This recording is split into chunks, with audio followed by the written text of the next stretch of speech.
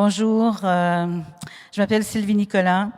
Je vous accueille pour cette rencontre avec Jocelyn Sioui. Juste avant de vous présenter officiellement mon invité, je vous rappelle que cette activité vous est offerte en codiffusion avec la Maison de la littérature dans le cadre du 10e Salon du livre des Premières Nations, présenté par Énergex, Énergie renouvelable, Hydro-Québec, la Caisse des Jardins de Wendake, OKT Law et le CN.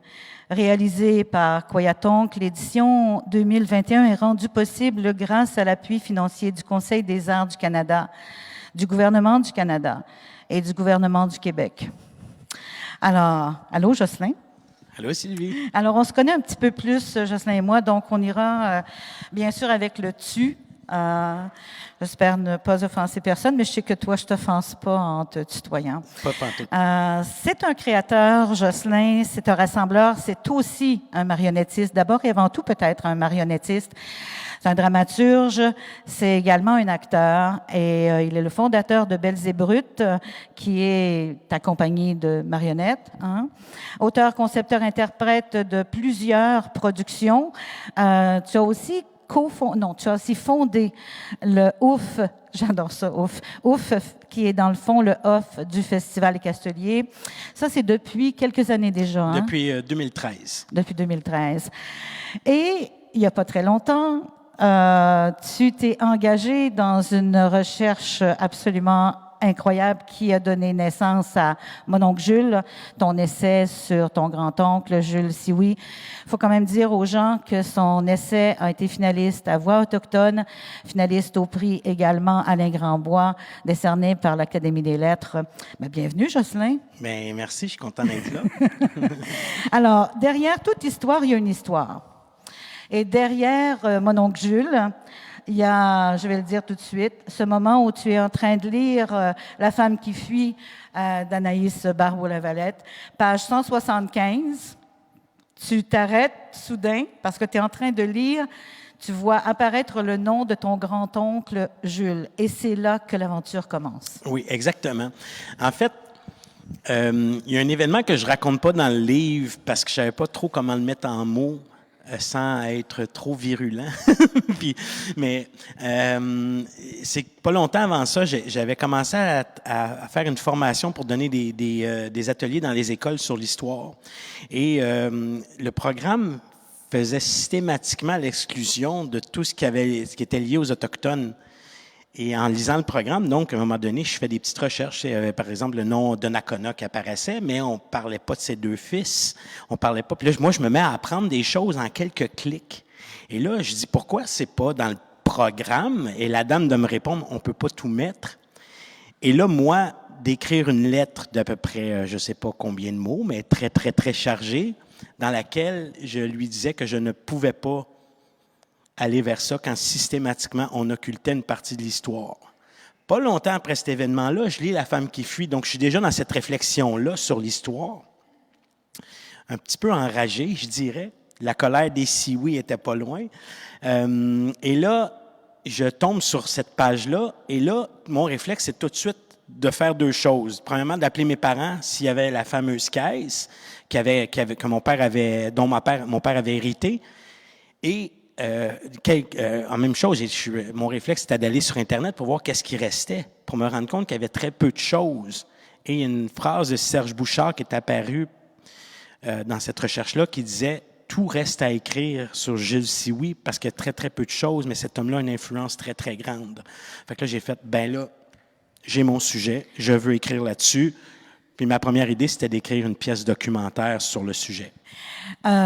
Pour le bénéfice des gens dans la salle, je pense que c'est important, ou des gens qui suivent l'entretien en direct, peut-être de situer Jules, ton grand-oncle. C'est un activiste déjà avant l'heure. Donc, peut-être donner un profil, je dirais, du grand-oncle au départ. Oui, bien, en fait, mon oncle est né sur la réserve des 40 arpents, qui est une réserve qui est dépossédée. Donc, c'est-à-dire le gouvernement, au début du 20e siècle, fait ça un petit peu partout. En fait, il enlève les territoires, puis il parque des Autochtones ensemble en disant, mais vous vivez maintenant ensemble. Fait qu'ils ont dit, vous allez aller vivre à Wendake. Donc, à l'époque, on l'appelait le village des Hurons. Et la famille Sioux, à partir de ce moment-là, a commencé à développer une certaine hargne. Lui est comme évolué dans cette hargne-là, mais c'était une hargne beaucoup orientée entre les uns contre les autres. Arrive la Deuxième Guerre mondiale, mon oncle, c'est un homme qui avait un souci de l'éducation, c'est-à-dire qui était curieux, qui lisait beaucoup, il était lettré d'ailleurs, il écrivait beaucoup. Et donc, au début de la Deuxième Guerre mondiale, on veut forcer les Autochtones à aller au front, mais il y a un traité qui s'appelle le traité Morris qui dit non, les Autochtones n'iront jamais se battre pour la couronne britannique. Et autre chose, les Autochtones, selon la loi sur les Indiens, n'ont pas le droit de vote.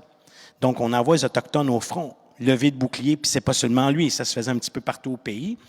Et donc, c'est le début de son combat. Il va se mettre à rédiger des lettres, à s'opposer, puis à rassembler des gens en 1943, donc des chefs autochtones de partout. Il rassemble 56 chefs qui viennent à Ottawa, ce qui est considéré aujourd'hui comme la première assemblée des Premières Nations, en fait. Donc, c'est lui le fondateur.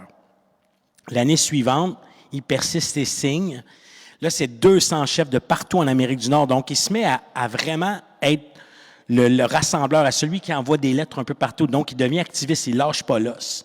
Mais lors de cette réunion-là, il arrive un événement, c'est que mon oncle est considéré comme un fauteur de troubles. Tu sais, il cible la tête la plus forte, puis il décide, bien, si lui est là, le gouvernement refuse de vous rencontrer. Fait qu'on l'exclut, mais lui, ce qu'il fait, c'est parfait, vous me faites une exclusion, mais c'est pas grave, moi, je fonde quelque chose. Fait qu'il a fondé un gouvernement, et ça, faire un gouvernement dans le gouvernement, c'est quelque chose d'illégal. Le gouvernement est pas content, bien sûr, puis là, il va continuer à faire son combat un petit peu partout au Québec, puis en Ontario. Puis il va rassembler des gens. Il y a 2000 personnes qui vont acheter une carte d'identité. Et ça va commencer à faire un petit peu de trouble un petit peu partout dans le nord du Québec, en Ontario, des gens qui vont confronter des gardes de chasse. Il y a des armes, ça vient parfois aux armes très, très proches de tirer. Bref, l'activisme, c'est pas juste lui, mais lui, il met le feu aux poudres un petit peu partout. Puis là, ben, il se ramasse, bien sûr, en cours devant le juge. Il perd un premier procès. Il s'en va en appel. Donc, il est accusé de sédition, entre autres, donc de conspiration séditieuse. Il s'en va en cours. Perd le premier procès, gagne le deuxième en appel, le gouvernement porte ça en Cour suprême, et là, il va faire l'acte, je dirais, tragique de sa vie, comme un héros grec, je dirais. Il va se lancer dans son plus grand combat. Il va faire une grève de la faim de 72 jours pour défendre ses droits et ceux des Autochtones. En fait, son objectif ultime, c'est d'obtenir l'indépendance des Premières Nations. À une même époque où le Québec commençait aussi, avec le refus global, de revendiquer la nationalité québécoise, de revendiquer le peuple québécois. Est-ce que tes parents étaient, ou enfin ton père était aussi au courant? Pas du tout. Non, c'est ce que j'allais te demander. Mon père me dit, durant la recherche, si je parlais d'affaires, il dit, Jocelyn, t'es plus indien que moi. Parce que ça t'a appris énormément, là, ce travail de... Mais tu sais, ce que j'ai appris, l'affaire la plus importante, c'est que, tu sais, j'ai tout un texte sur l'imposture, tu sais. C'est pas écrit dans ma face que je suis Wendat, tu sais. Je regarde une autre Wendat juste là. C'est pas écrit dans sa face. Personne ne le sait. Ça, c'est de l'histoire. Moi, c'est ça que j'ai appris. Moi, les 40 arpents, à partir du moment où il y a eu cette cassure-là, il y a des Sioux qui ne sont pas allés à Wendake. Il y a des gens qui sont partis ailleurs. Mon grand-père n'a jamais vécu sur une réserve. Mon grand-père est parti vivre à New York jusqu'en 1938. Mon grand-père est New-Yorkais plus que de Val-Bélair ou de... Puis après ça, il est arrivé à Montréal. Ils ont fui. Ils fuyaient un système qui étouffait les Autochtones. C'est ça qu'il faut comprendre. Les Autochtones en réserve, c'est pas du monde qui sont des lâches. C'est des gens qui voulaient une vie en dehors du racisme, de la persécution, de la ségrégation. C'est des gens qui fuyaient ça. Quand mon grand-père est arrivé à New York, il a rencontré la vie puis la liberté. Hey, vous êtes dans une ville où vous pouvez aller écouter du jazz qui est en train de naître, aller voir un spectacle de Gershwin dans les années 20. Puis là, tu reviens, tu vas aller t'installer dans une réserve, te faire parquer, puis te faire dire que tu n'as pas le droit de faire ci, pas le droit de faire ça, demander la permission au gouvernement pour faire ci, puis ça. Il n'y en était pas question. Lui, il est venu vivre à Montréal, puis il a fait sa famille. C'est de là que je viens. Donc, j'ai compris que je n'étais pas un imposteur. Je suis une marque historique, tu sais. Intéressant, un marqueur, en fait. Oui. Oui, puis évidemment, maintenant, ça vient avec une responsabilité parce que tu dois transmettre ton savoir, tout ce que tu as fouillé. Mais avant d'aller parce qu'on va y revenir à la question de la responsabilité de la transmission. J'aimerais ça que tu me parles maintenant, parce que c'est un ouvrage très fouillé, très recherché, très documenté. Mais il y a eu un passage après, hein, parce que tu es un être de scène, quelqu'un qui travaille aussi avec un rapport aux objets, un rapport à la marionnette. Donc, tu as fait une adaptation pour la scène. Moi, j'ai eu la chance de voir, au moment de ta résidence au Sage Fou à Trois-Rivières, tu as fait une résidence d'artiste, j'ai eu la chance de voir l'émergence, la genèse, hein, ce passage-là, entre le récit, l'essai, et son adaptation sur scène. Est-ce que tu as vécu ça comme tout à fait naturellement? Est-ce que ça s'est fait comme, je dirais, parce que pour toi, c'était la meilleure façon d'amener vers le public l'histoire elle-même? Comment ça s'est passé? Bien, en fait, dès le départ, mon réflexe, c'était de faire un récit documentaire, de faire une pièce documentaire. Donc, j'avais commencé à écrire. C'est pour ça que le texte est très, très parlé, même dans le livre, c'est que j'ai touché une forme de langage, une forme d'écriture directe. C'est ce qui me plaisait. Quand Daniel Sioui d'Anénorac a appris que j'étais en train d'écrire ça, parce que j'en avais parlé, on travaillait ensemble sur une adaptation de Kitschké pour des spectacles littéraires. Puis Daniel m'a dit, moi, je suis intéressé à éditer si tu écris un livre. Tu sais, d'habitude, là, je viens de lire justement un article qui dit, il faut que tu envoies, puis l'éditeur va choisir peut-être ton texte s'il te lit. Ben moi, j'ai pas eu à passer par toutes les étapes. Daniel était déjà intéressé à éditer. Fait que, il a fallu que je me questionne sur est-ce que je suis capable d'écrire un livre. T'sais, donc, la pièce n'était pas compliquée. Je n'avais fait plusieurs. Mais écrire un livre, c'était nouveau. Fait que ma question, ça a été qu'est-ce que j'ai envie de faire comme livre qui va avoir ma signature à moi? Parce que c'est ce que je faisais sur scène. Est-ce que je suis capable de transposer ça à l'écrit? Est-ce que ça va être intéressant de me lire dans un livre? Fait que j'ai gardé le même souffle que j'avais pour l'écriture de la pièce qui est en train de s'écrire, puis j'ai juste glissé vers ça. Et ça s'est fait quand même assez bien, en fait. Ouais, je me rappelle pas avoir rencontré un mur. Les idées venaient, puis je commençais à voir la forme du livre. Fait que je m'amusais comme si je mettais en scène un spectacle, en fait. Il y a eu comme une interrelation, c'est-à-dire plus tu avançais dans l'essai, mieux tu comprenais comment tu allais l'adapter pour la scène? Plus ou moins, en fait, parce qu'à un moment donné, je me suis lancé, je voyais que je pouvais pas mener les deux projets de front. Fait que je me suis lancé dans le livre et là est venue l'interrogation, qu'est-ce que je garde pour le spectacle? Parce que là, j'avais un livre qui fait 300 pages. Je peux pas mettre ça sur une scène à moins de vouloir faire un autre J'aime Hydro de 4h30. Fait qu'il a fallu faire des choix. De toute façon, des choses qui se transposent moins bien à la scène. Fait qu'il y a un ménage qui s'est fait. J'ai focusé sur le récit de mon oncle et sur cette construction du héros jusqu'à sa chute. Donc, pour moi, il y avait vraiment une courbe dramatique très intéressante. Fait que j'ai focusé là-dessus. Et après, ça a été difficile de trouver la forme théâtrale, beaucoup plus que de trouver la forme du livre. Parce que la forme du livre est particulière, est métissée. Il y a de la bande dessinée aussi, il y a de la caricature. En fait, j'ai de la bande dessinée, mais il y a comme quelques oui, c'est éléments ça, de caricature. quelques planches. Oui. Ouais, il y a de la photographie, d'archives, il y a des documents, il y a des transcriptions de lettres. Exact.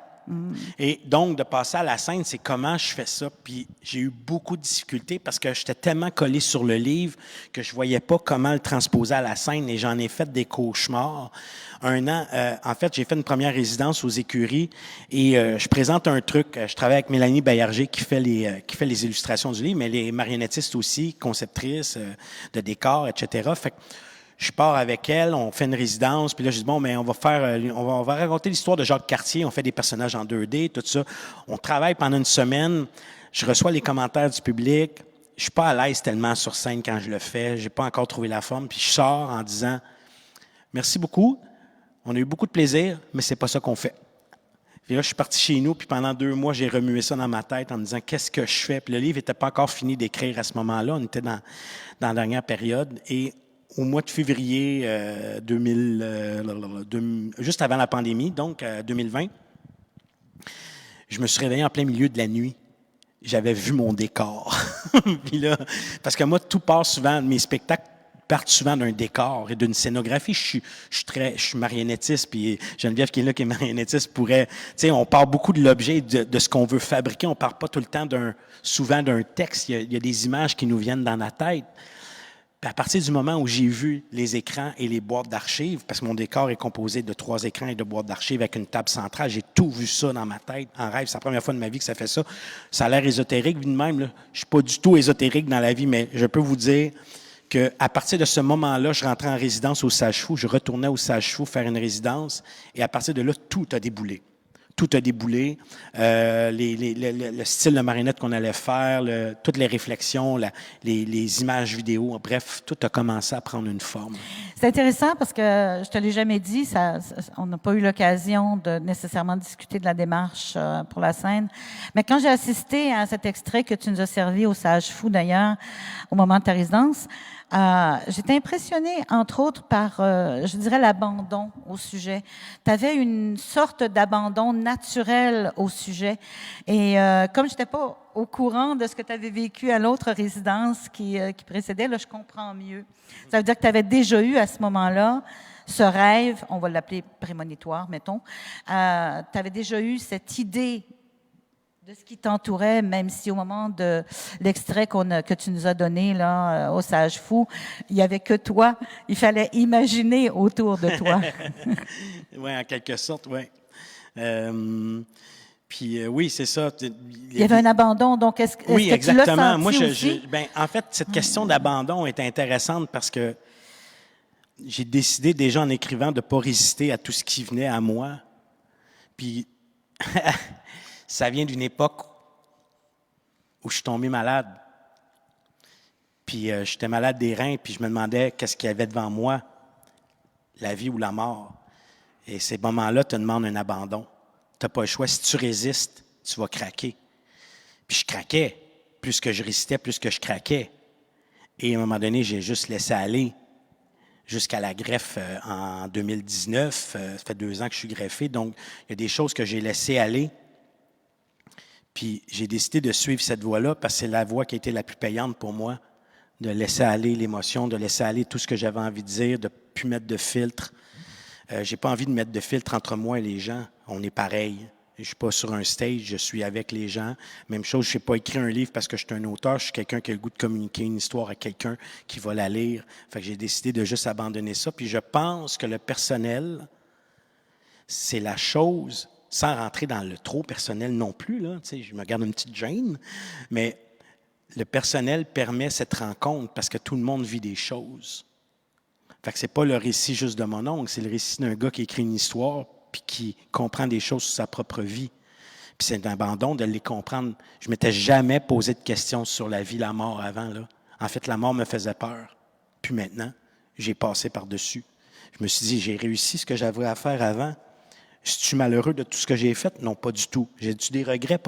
Très, on en a tous des petits, mais j'avais pas de gros regrets. Fait que j'ai fait la paix avec moi-même à 44 ans.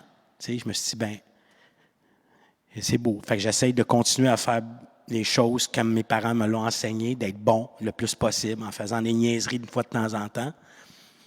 Fait que c'est ça que j'ai décidé de suivre, tu sais. Puis de le raconter aussi. C'est intéressant parce que je n'avais pas prévu, en t'amenant sur le chemin de l'abandon, que ça nous donnerait autant de réponses éclairantes, je dirais, et qui viennent, en fait,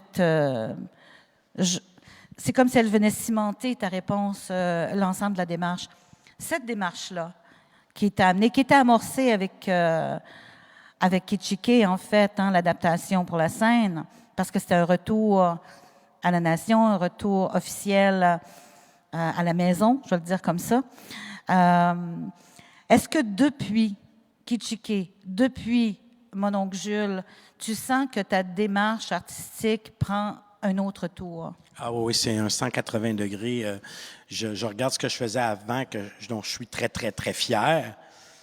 Mais je regarde surtout en avant, puis je me dis, j'ai tellement de choses. L'univers est riche.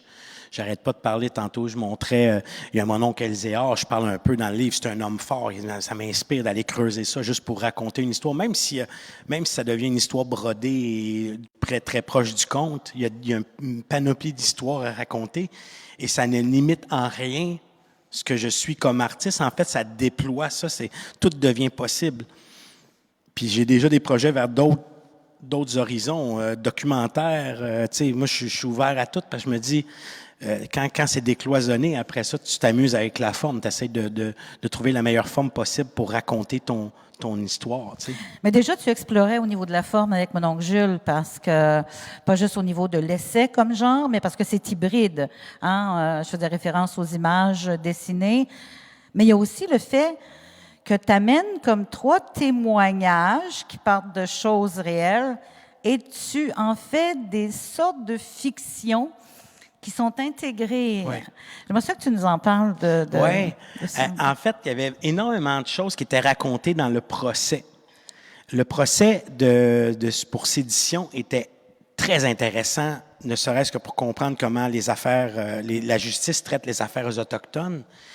Puis tout ce qui est dit là-dedans, puis les récits qui sont racontés par les Autochtones, les chefs, par exemple, de Gabriel Curtness de Pointe-Bleue, l'agent des Indiens qui vient témoigner, puis qui dit des choses, puis là, qui se fait dire, est-ce que c'est vrai que telle journée, vous n'êtes pas déplacé pour aller voir comment que la personne qui était malade dans le village, vous n'êtes pas allé? Ouais, ben tu sais, j'avais d'autres choses à faire cette journée-là.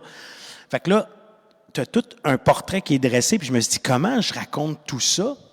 Puis là, m'est venue l'idée d'écrire un bloc de nouvelles pour raconter d'une autre façon le récit. Fait que, tu sais, par exemple, juste celui... La Côte-Nord, c'est particulier, puis il y a beaucoup de choses qui vont se réécrire par la suite parce que je suis encore en train de creuser cette histoire-là. Mais la résistance sur la Côte-Nord était matée de façon incroyable par la GRC. Il y a une femme qui s'appelle Thérèse Vachon qui a été arrêtée au moins 3 reprises parce qu'elle vendait des cartes, parce qu'elle allait en porter, parce qu'elle prenait des petits fascicules de mon oncle, puis elle faisait... Mais Ouachat, à cette époque-là, luttait pour pas partir vivre à Maliotenam. C'est ça que je viens d'apprendre, c'est qu'eux autres, ils s'accrochaient déjà à leur terre. Et à partir de 1947, c'est pas anodin. 47, c'est l'année où mon oncle commence à vendre ses petites cartes, puis que Thérèse Vachon se fait arrêter. Bien, à partir de 1947, le gouvernement a pris Ouachat, qui est collé sur cette île, donc qui protège leur terre. Il leur dit, vous voulez pas donner votre terre à cette île? Parfait. Vous n'êtes plus autochtone, vous n'êtes pas citoyen canadien. Arrangez-vous avec vos troupes, vous êtes persona non grata. De 47 à 63. Quand même, hein? Est-ce que quelqu'un peut... Je trouve ça me fait rire. Je ris un petit peu, c'est une bonne façon de montrer les dents, comme on dit, mais c'est dans notre histoire. C'est chez nous. C'est chez nous. On a décidé que des gens étaient persona non grata. On leur a dit, vous n'êtes plus rien. Des gens qui étaient moins que rien, parce qu'ils étaient dans des réserves, qu'on leur avait enlevé tous leurs droits. On leur disait, vous n'avez plus rien. Arrangez-vous. Mais ils ont dit, puis là, ils leur ont pris leur église, ils ont pris l'école. Il y avait ça a l'air que le médecin, à un moment donné, il y a des gens de Ouachat qui sont allés le voir, puis qui ont dit, tu veux pas nous soigner? On est capable, on va aller chercher des herbes dans le bois, puis on va se soigner. Puis le médecin aurait eu des remords, puis il avait recommencé à donner des soins parce que dans son métier, il ne pouvait pas laisser des gens souffrir, fait qu'il est allé aider. Mais il y a plein d'histoires comme ça, puis ça, c'est une madame Jourdain qui m'a raconté ça. C'est la petite fille de Michel Vachon qui était relié au mouvement, donc le frère de Thérèse Vachon. Ben, tu sais, il y a plein d'histoires qui viennent à nous. Là, cette histoire-là, je le raconte un peu comme des... dans le livre, je le raconte un petit peu comme si c'était les premiers chrétiens. Je me suis mis ça dans la tête. Tu sais, ils se cachent pour pouvoir se lire la bonne parole. Là. Puis, je me suis amusé à écrire ces histoires-là parce que c'est comme ça que je le voyais dans ma tête. Puis ça donne une couleur particulière, puis ça me permet de raconter énormément de choses, en fait. Oui, c'est comme la petite histoire dans la grande histoire ou dans l'autre petite histoire. C'est comme les poupées russes, en fait. C'est comme une mise en abîme dans la mise en abîme. Oui, puis ça permet de raconter ça, puis c'est ça, je me disais, c'est souvent ce que font les gens quand ils font un film, tout ça, ils doivent partir, surtout tout ce qui est basé sur des faits véridiques. Les témoignages dans les procès, c'est riche parce que les gens racontent toute l'histoire. Moi, j'avais pas vu ça comme ça au départ. Je me dis, OK, c'est intéressant parce que les gens témoignent, puis là, tu colles les morceaux ensemble, puis là, tu peux raconter l'histoire de ton point de vue, là, de plus fictif ou en tout cas un peu plus narratif, mais tu reviens à l'image que ça t'a faite dans ta tête, puis tu la racontes. As-tu eu des doutes à certains moments? Je parle pas de l'ensemble des éléments que tu as trouvés, mais des doutes par rapport à certains éléments que tu trouvais, des doutes qui faisaient en sorte de remettre en question peut-être ton rapport à cette partie de l'histoire? Oui, mais parce qu'en fait, je suis pas historien, fait que mes sources étaient pas, tu sais, avant d'écrire quelque chose, tant que j'avais pas l'assurance de pouvoir valider sur 2 ou 3 sources, Tu sais, je suis pas journaliste, mais j'ai comme compris qu'il faut valider. Puis je suis allé valider. Fait qu'il y a des informations comme ça que j'ai pas mis parce que je comprends pas la teneur complète. Par exemple, mon oncle a été un des premiers à demander à l'ONU que les peuples autochtones soient reconnus comme nation. Il y a très peu de documents qui existent là-dessus, mais il y a des pistes. Sauf que j'ai pas réussi à recoller tous les morceaux pour vraiment raconter cette histoire-là, mais elle existe. Je sais qu'il y a des gens qui ont des papiers. J'essaie de les avoir. Je vais travailler pour reconstituer cette histoire-là qui est importante parce que, en fait, historiquement, il aurait été un des premiers. Il a même été rencontré des gens de l'ONU, mais j'ai pas de date, j'ai très peu d'éléments qui fait que je peux vraiment raconter cette histoire-là, mais c'est un fait. Fait que, tu sais, est-ce que je peux aller à l'ONU? Est-ce qu'il y a des papiers qui existent là-bas? Est-ce que je peux remonter le temps pour essayer de comprendre qui a mené à William Commanda, qui faisait partie du mouvement de mon oncle dans les années 60 et que lui a participé à la rédaction de la Déclaration de l'ONU sur les droits autochtones en 2007. Donc, ça a fait un long chemin jusqu'en 2007, mais l'idée est partie de quelque part, tu sais. Puis c'est ça. Puis William Commanda, comme il a travaillé avec, il a continué à porter le flambeau. Fait que moi, je le vois, la ligne, mais là, ça me prend le début pour essayer de recoller ces morceaux-là. T'sais. Est-ce que tu as réussi à mettre la main sur les anciennes petites cartes que ton grand-oncle avait mis de l'avant, cette petite carte-là? Oui, moi, j'en avais déjà. Puis à chaque fois que je vais dans des endroits, il y a des gens qui m'amènent, ils me montrent la carte. Une carte de leur grand-mère. J'étais à Saint-Prime, puis il y a des gens de Machtoyache qui étaient venus voir le spectacle. C'est au début de la tournée. Puis il y a quelqu'un qui me dit ma grand-mère est morte, puis j'ai trouvé une petite carte qui parlait d'un gouvernement indien. Puis je me demandais tout le temps c'était quoi cette affaire-là. Puis là, j'ai lu ton livre, puis j'ai compris d'où ça vient, puis il me montre la carte. Tu sais? Il y a des gens comme ça qui ont ça dans leurs affaires puis qui comprennent pas. C'est parce que l'histoire a tellement été effacée qu'on a de la misère à comprendre, mais il voit bien que c'est quelque chose. Là. Il dit, ma grand-mère, pourquoi qu'elle avait ça? C'est quoi cette histoire-là? Puis là, il les livre puis il comprend. Fait que ça recoue certaines parties de l'histoire, tu sais. Sur le plan personnel, c'est évident que c'était beaucoup à assimiler parce que j'imagine, je te demandais tout à l'heure si ton papa était au courant ou tes parents, et tu me dis non. Donc, en fait, oui, il y avait une petite connaissance, mais pas aussi grande que celle que tu as développée. Mais toi-même, as-tu l'impression d'absorber en accéléré une vie complète et une histoire complète? Ah oui, c'est sûr. En même temps, c'est le plaisir de créer un personnage. À quelque part, c'est comme si je recréais un personnage qui existait selon ce qu'on m'en dit, des traits de caractère, tout ça. Fait que je me fais un portrait de lui, puis là, sa vie arrive. Fait que oui, c'est beaucoup d'un coup, mais en même temps, le plaisir de s'imaginer tout ça, parce que je suis de l'extérieur. Moi, j'ai pas vécu l'émotion de tous ces gens-là, toutes les colères ou toutes les affaires. Moi, je le vis comme le gars qui découvre une histoire intéressante à quelque part. Oui, des fois, il y a des moments de colère qui viennent parce que tu découvres des éléments comme le truc qui m'a fait taper le plus sur la table au début, c'est vraiment cette histoire d'envoyer les Autochtones au front malgré qu'ils n'avaient pas le droit de vote. Donc, on leur dit, ben, t'as pas le choix, tu peux pas voter, mais tu vas aller te battre pareil. Ah, super, bravo, gouvernement canadien. C'est une belle chose. Fait que là, comme citoyen, en fait, j'étais fâché. C'est un peu comme ce qu'on a vu avec l'histoire des pensionnats l'été passé. Comme citoyen, les gens ont réagi et avec raison, il faut continuer à réagir. Puis depuis ce temps-là, moi, j'ai toujours été un chialeux un peu, puis je suis quand même assez dans l'action, mais je deviens un activiste aussi d'une certaine façon, tu sais. Cette nourriture-là fait en sorte que je me rends compte de certaines aberrations. Fait que ma prise de parole tous les jours, même si je le fais doucement, c'est de l'activisme. J'en parle jusqu'à temps que le message passe. Tu sais. C'est ça que je me suis dit que je vais faire. Tu sais.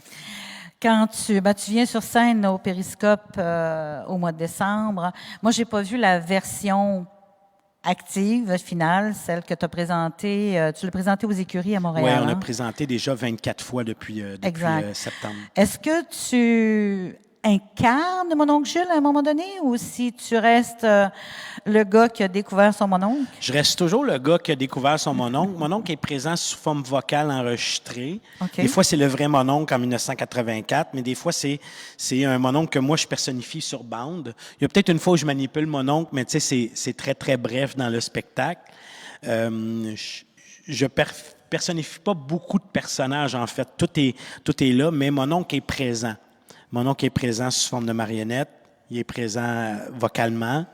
Donc, je l'incarne pas. J'ai décidé que c'est pas ça le spectacle. Le spectacle, c'est moi qui raconte cette histoire et il est présent et il est touchant.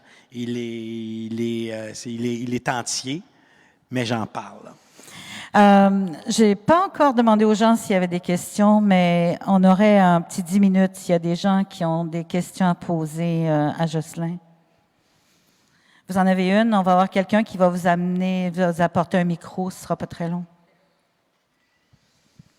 Toujours intéressant, hein? Les questions qui viennent aussi. Oui, non, ça c'est ma partie préférée. Oui, juste ici.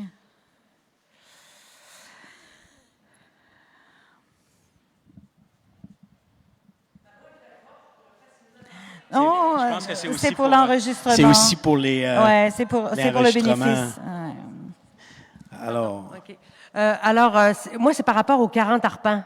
Oui. J'essayais de le situer. Est-ce que ça se peut, là, que ce soit où se trouve le village touristique de Wendat, là, je crois pas. En fait, maintenant, c'est le parc industriel, non? C'est pas, non, c'est non, pas là? en fait, c'est à Val-Bélair.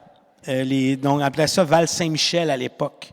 Je ne sais pas exactement comment les situer. Il y en a qui le savent. Je n'ai pas vu encore tu sais, je connais pas cet endroit-là. Fait que ça a dû changer de façon incroyable depuis l'époque, là, parce qu'à l'époque, il y avait des terres, du bois. Puis mon arrière-grand-père, lui, il y avait une terre avant que la maison brûle.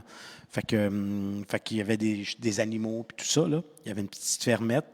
Mais c'est ça, c'était dans Val-Bélair. Ben aujourd'hui, je sais pas qu'est-ce que ça a l'air, tu sais, mais c'est sûrement, tu sais, je veux dire, comme partout, ça s'est étendu, puis fait que probablement que les vieilles maisons n'existent plus, peut-être que sa maison est là, puis que là, c'est un condo, je sais pas.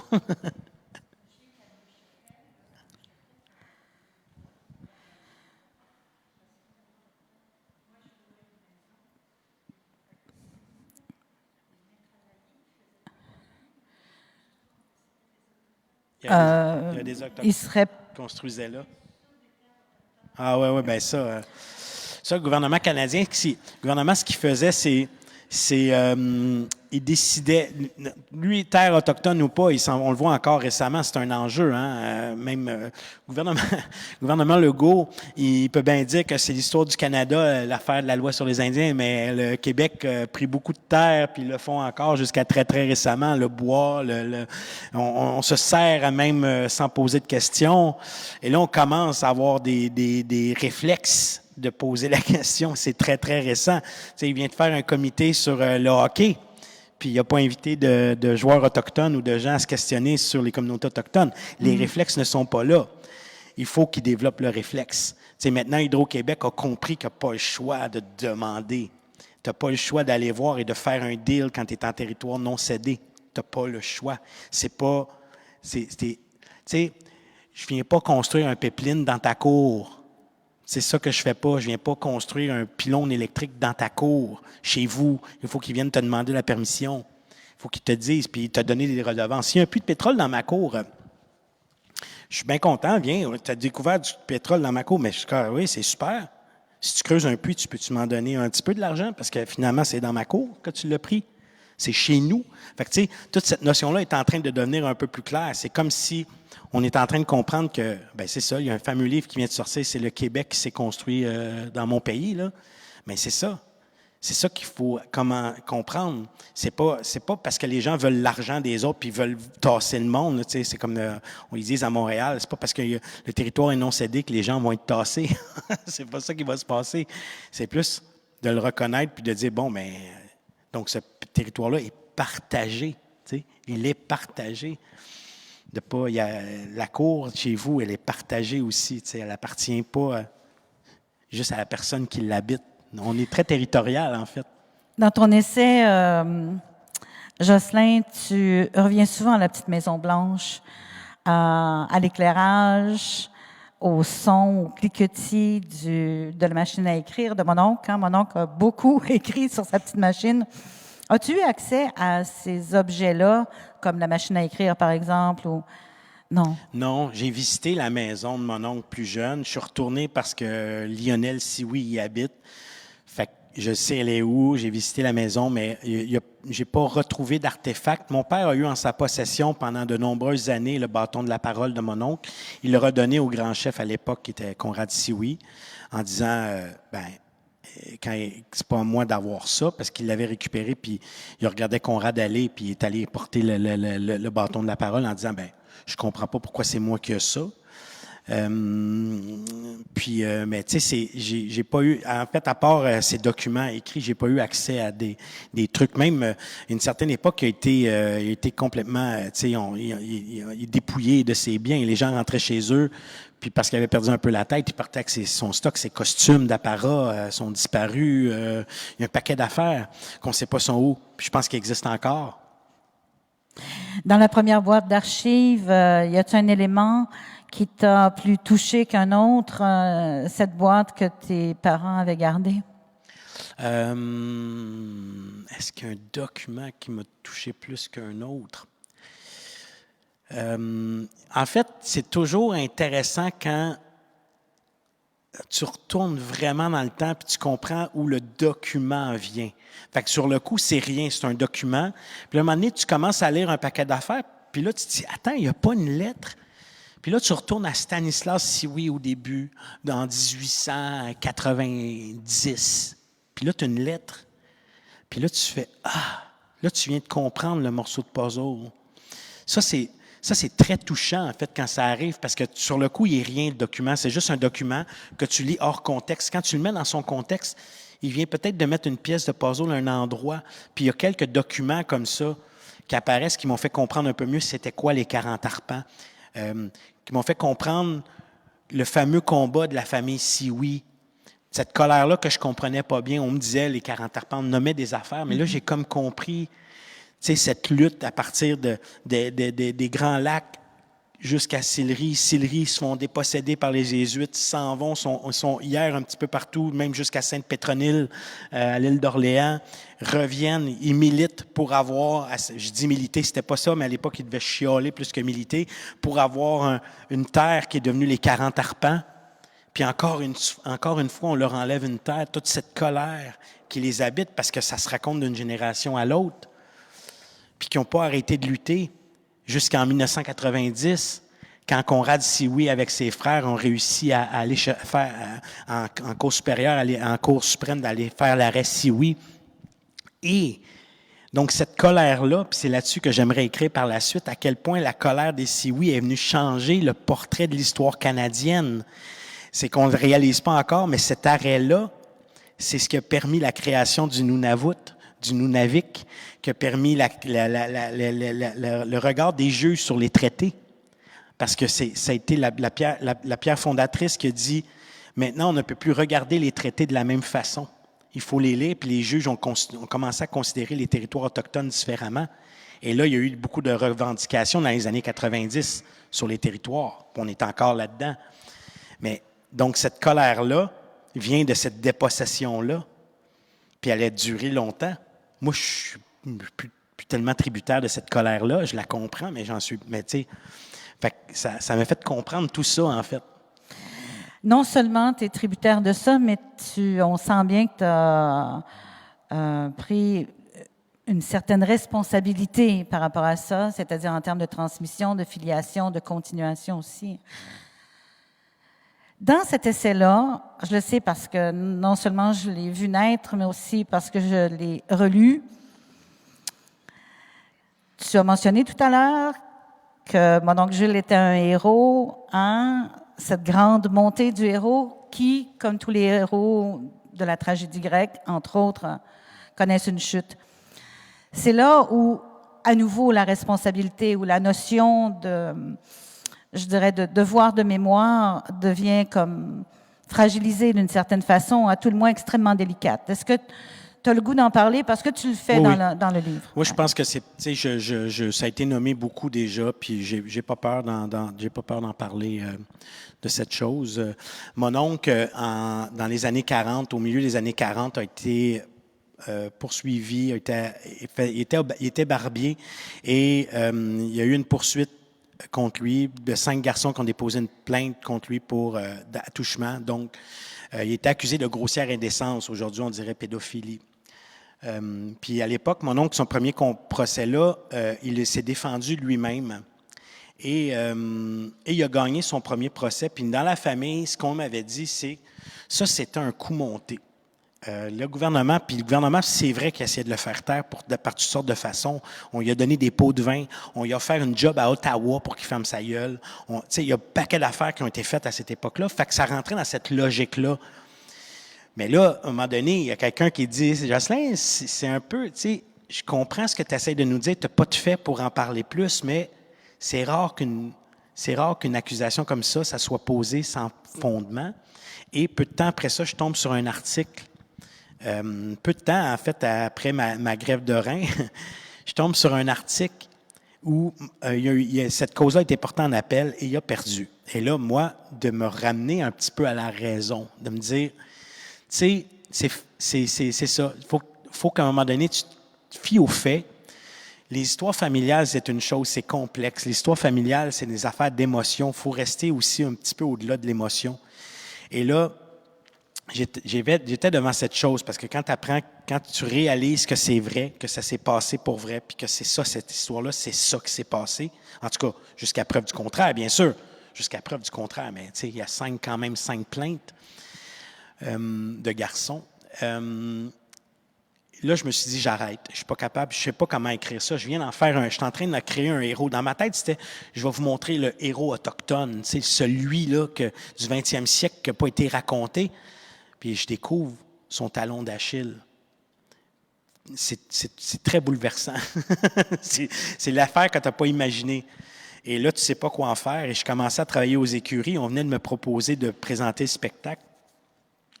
Et je suis donc assis avec Olivier Ducas, qui est un marionnettiste aussi, un homme de théâtre qui a une belle réputation, puis un gars brillant. Puis là, je suis assis avec, puis là, je raconte cette histoire-là. Puis là, je dis, je ne veux plus écrire. Il dit, non. Tu tiens ton sujet. C'est ça ton sujet. C'est ce courage-là, il faut que tu ailles. Il faut que tu en parles. C'est tellement actuel. Ça va nous faire comprendre tellement d'affaires. Puis là, j'ai fait, ah ouais, hein? Puis là, bien sûr, ça ne s'est pas écrit tout de suite parce que le livre est en rédaction. Fait que ça mijote dans ma tête. Puis là, je me dis, je vais tellement avoir de la misère à écrire ce bout-là. Et finalement, c'est le bout qui s'est écrit le plus rapidement du livre. Quand je suis arrivé à écrire ça, ça a déboulé. Ça s'est déboulé comme dans ma tête. Puis, et où je me pose des questions, où je me dis, tu sais, pourquoi il faisait ça? Puis, en même temps, d'expliquer ça, puis de le mettre... En fait, ce que j'avais compris, c'est que c'était pour moi, ça devenait une belle métaphore de comment notre histoire s'écrit. Parce que mon oncle, après ces affaires-là, le village, il a tourné le dos. Il y a beaucoup de monde, on disait tantôt, il vivait reclus, tu sais, il vivait plus loin dans la réserve. Les gens le traitaient de vieux fou. Il y avait toutes sortes de raisons pour ça. Puis, ça a influencé tout le rapport que les gens ont eu avec cette histoire-là. Son combat a commencé à être effacé. Fait que ça nous montre comment l'histoire s'écrit, puis comment, c'est quoi nos réflexes, même nous, comme citoyens. Ah, John A. MacDonald, on va déboulonner sa statue. OK, est-ce que ça empêche que cet homme-là fait un pays? Pas pantoute. Vaut mieux garder sa statue puis mettre celle de Louis Riel en face puis de raconter l'histoire entre les deux pour qu'on comprenne, pour qu'on sache. C'est ça qu'il faut faire, il faut raconter. Fait que je me suis dit, ben voilà une belle leçon d'histoire. Puis une leçon de courage. C'est ça, je me suis dit, si moi je suis courageux, si moi je suis capable d'être courageux comme citoyen, de raconter cette histoire-là, qui est très personnelle aussi, ça touche à ma famille, bien, il faut parler de l'histoire des pensionnats, puis il faut parler de tout ce qui s'est passé dans notre pays sans honte. Il faut en parler, parce que c'est la seule façon d'arriver à une rédemption. Moi, c'est une façon de faire une rédemption avec le personnage. Avant de passer à cette écriture-là, comme tu dis, qui s'est fait quand même étonnamment assez facilement, est-ce que tu as consulté tes parents ou tes proches? Ah oui.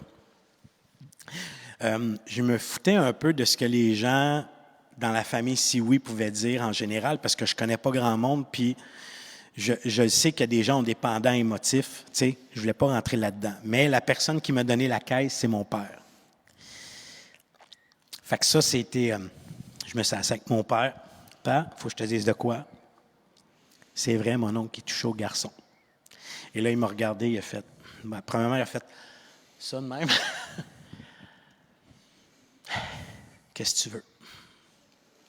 J'ai fait merci, papa. Wow. Voilà. Ouais, donc... C'est ça. J'avais besoin de ça. Sinon, je voulais pas choquer mon père.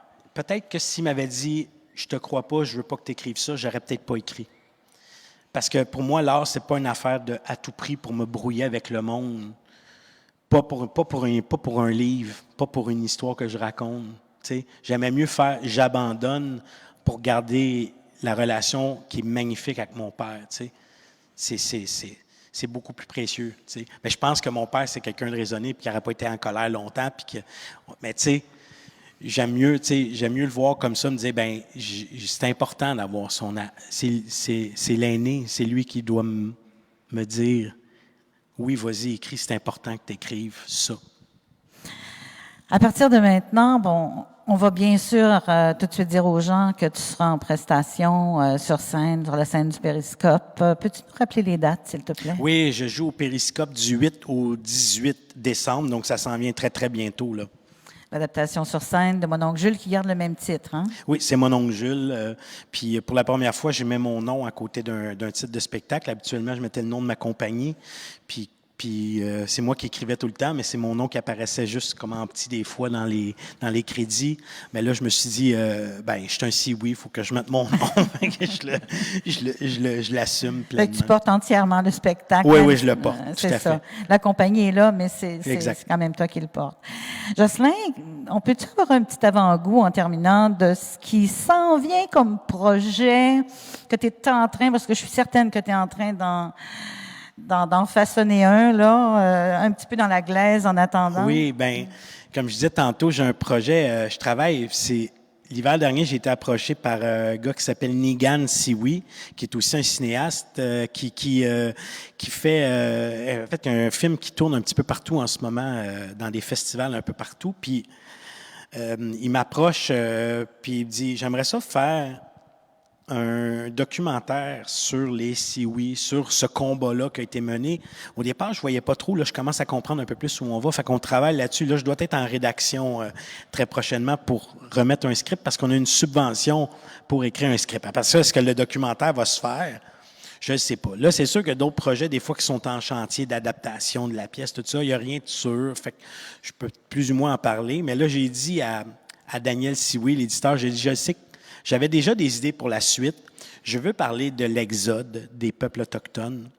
Je veux parler de cette chose qui est arrivée aux 40 arpents, mais faire un peu comme dans Mon oncle Jules, c'est-à-dire me servir de ça, mais pour parler de l'histoire en général, pour comprendre qu'est-ce qui s'est passé au niveau territorial, pour comprendre le malheur. Tu sais, quand tu retrouves des Autochtones déchirés, par exemple, dans les rues de Montréal, ça vient de quelque part. Il y a les pensionnats, mais il y a beaucoup... Tu sais, ça, c'est une chose, mais c'est une pointe d'iceberg qui est pas mal grosse pointe, là, mais, tu sais, je veux dire, il y a une grosse partie aussi. Puis les gens sont pas juste déracinés à cause des pensionnats, sont déracinés parce qu'on les a déracinés physiquement aussi. Et les Sioui, c'est un peu ça, puis cette colère-là, puis là, j'ai même le titre temporaire qui est la colère des Sioui, puis je veux l'écrire, puis là, je veux aller plus vers une forme... Parce qu'on m'a dit, tu sais, Jocelyn, ça serait cool que tu écrives un roman, parce que le roman, ça se vend mieux. J'ai dit, on peut m'essayer. Mais encore une fois, je me connais, je pense que ça va peut-être être plus romanesque, mais ça va être métissé, parce que je vais vouloir, tu sais, il y a un ami ici là, qui fait de la bande dessinée, là, Francis Desharnais. J'aimerais ça intégrer continuer à aller vers la BD, d'aller... il y a des trucs, pas complètement en BD, mais de pouvoir me garder cette liberté que l'éditeur a donnée en me faisant confiance. Fait que c'est une richesse d'aller vers ces choses-là. Fait que je veux continuer parce que c'est comme ça que je suis hybride, je suis métissé moi-même, mêlé entre les pieds en Montréal, dans ma culture Wendat. Donc, je veux continuer à pousser ce travail-là amorcé. Puis c'est ça, de parler de ce combat, mais revenir vraiment en arrière. Là. Donc là, ça commence à ressembler à une fresque. Et il y aurait un fond personnel aussi, une autre histoire à travers ça que je veux raconter. Puis je pense que je commence à comprendre comment tisser ça. C'est une histoire plus familiale que j'ai appelée déjà 20 ans de guerre. Donc, c'est une histoire plus personnelle qui touche à la schizophrénie de mon frère. Puis, fait que je commence à voir le lien avec tout ça. Puis, donc, il y aura un côté très historique, mais il y aura un côté personnel toujours pour ramener dans cette forme qui touche ça, au personnel, qui donne un sens plus profond que... Je ne dis pas que l'histoire n'est pas profonde, mais ça reste quand même... Pour moi, l'histoire, c'est quelque chose que je raconte de loin. Puis j'aime ça aussi, donner une profondeur personnelle. Je veux juste te dire merci pour la générosité des propos, pour la façon dont tu t'es abandonné J'aime très ça. naturellement à l'entretien. J'invite les gens, bien sûr, à aller visiter l'espace salon au Morin Center, juste de l'autre côté de la rue. Vous avez la possibilité de voir l'exposition littéraire et visuelle Le Legs et vous procurer, bien sûr, un titre auprès des éditeurs présents ou encore rencontrer les auteurs qui sont en séance de signature. Toi, tu l'étais ce matin à 10 heures, mais ça n'empêche pas les gens s'ils ont... Si vous avez un livre avec vous, ça ne me dérange Bien pas là, sûr. du tout de faire une séance de signature, là, sans problème. Grand merci. On se quitte pour te permettre de faire le pas de l'autre côté ou voir vaquer à tes autres activités. Merci Et voir beaucoup. le soleil. Oui, Il fait beau aujourd'hui. merci beaucoup. Merci beaucoup à vous.